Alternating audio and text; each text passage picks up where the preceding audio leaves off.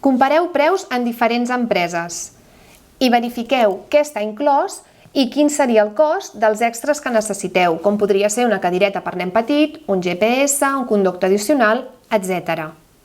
Verifiqueu també quines són les limitacions del contracte, com podria ser el quilometratge, l'edat del conductor o la zona geogràfica coberta.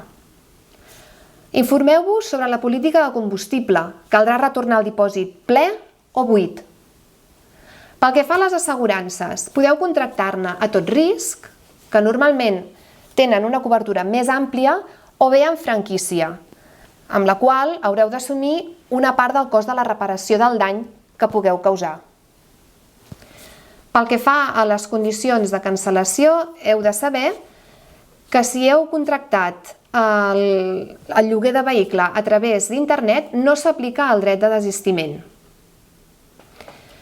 És important que en el moment de recollir el vehicle porteu una còpia de la reserva i us hàgiu llegit les condicions contractuals més importants abans de signar. En el moment de recollir el vehicle, comproveu, juntament amb el personal de la companyia, que no hi ha danys i en cas que n'hi hagi, deixeu una constància al contracte i feu-ho signar pel personal de l'empresa. Si ho considereu necessari, preneu fotografies. Pel que fa a les multes, si us en posen alguna durant el període de lloguer, n'haureu d'assumir el cost. I també el de la despesa de gestió, que l'empresa informi al contracte.